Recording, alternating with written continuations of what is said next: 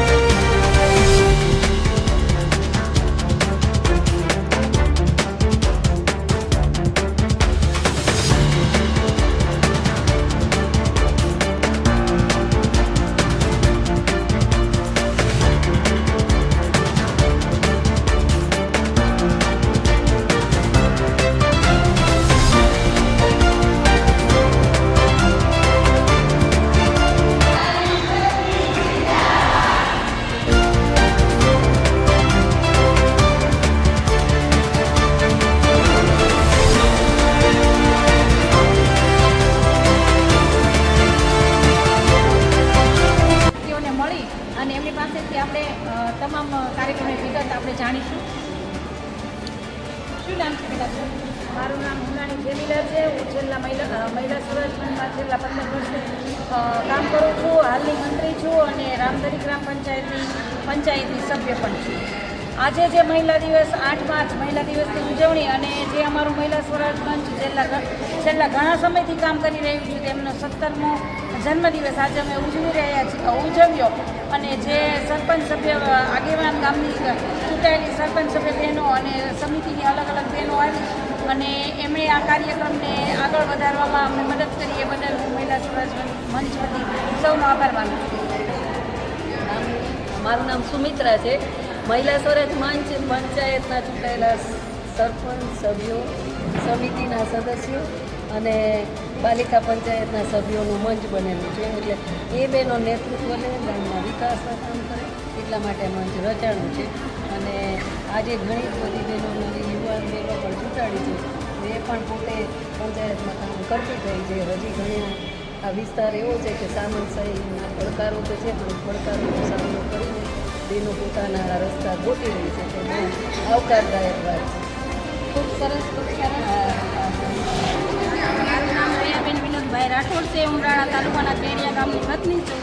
હાલ ઉમરાળા તાલુકાના તેરિયા ગામની સરપંચ છું અને હાલ 12 વર્ષથી મહિલા સ્વરાજ મંચમાં કામ કરું છું।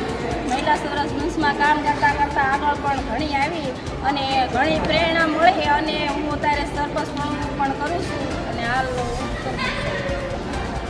કામ જેરિયા મારું નામ લક્ષ્મીબેન કામ જેરિયા છે મારું અને હું આગેવાન તરીકે મહિલા સ્વરાજ મંચમાં કામ કરતી 10 વર્ષના અને કામ કરું છું અને છેવાડાની બેન હોય કે દલિતની હોય બેનનું બહાર ન નીકળી શકે તો ગામની અંદર મિટિંગ કરું છું બેનનું આવું છું અને હું કામ કરું છું. અને આ મહિલા સ્વરાજ મંચ કેન્દ્રમાંથી કોઈ બહેનો ગ્રુપ હોય કાંઈ હોય તો અહીંયા કેન્દ્રમાં અમારા સુરત તાલુકામાં કેન્દ્ર છે. એ કેન્દ્રમાં હું લાવું ગુરુવારે અને હું આ મને પ્રેરણા મળીને કામ કરું છું. બહુ સરસ રહ્યો આજનો કાર્યક્રમ, અમને ખૂબ જ ગમ્યો અને અમે આવા નવા કાર્યક્રમો કરતા જ રહીએ છીએ. અને આવી જાજી સંખ્યામાં જ અમે બહેનો, સરપંચ સભ્ય બહેનો અને પંચાયતમાં ચૂંટાયેલા બહેનો પણ પોતાના કામોને લઈને અહીંયા રજૂઆત કરે છે. આવો આપણે પણ હીરાબેન પાસેથી બે શબ્દ આજના કાર્યક્રમ વિશે સાંભળીએ. મારું નામ હીરાબેન સોલંકી છે અને હું સિવરની બાજુના રાજપરા ગામની વતની છું. અને જ્યારે રાજપરામાં 97ની સાલમાં પ્રથમ હરોળમાં જ્યારે મહિલાઓ ચૂંટાઈને આવી એ વખતની હું પંચાયત સભ્ય છું. અને આનંદી સંસ્થાએ ત્યારે ભાવનગરના શિહોર તાલુકામાં મહિલાઓનું સશક્તિકરણ કરવાનું કામ ચાલુ કર્યું. એની હું તાલીમમાં આવતી હતી. તાલીમમાં આવતા હું આ બધું શીખીને આજે અમારું મંચ બન્યું છે. અને આ મંચના અમે અત્યારે આગળ લઈ જવા માંગીએ છીએ. અને અમારું એક બહુ મોટું સપનું છે. અત્યારે અમે 2 તાલુકામાં કામ કરીએ છીએ અને અત્યારે અમારે 5 તાલુકામાં કામ કરવું છે. અને અમારે જિલ્લાનું મંચ બનાવવું છે, મોટું, મજબૂત અને પ્રેરણાદાયી મંચ અમારું ઊભું થાય.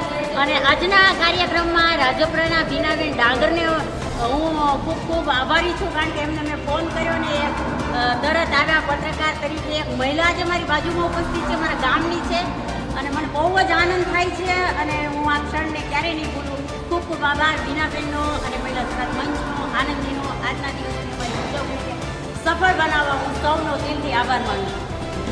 જય હિન્દ, જય ભારત, ભારત માતા કી જય.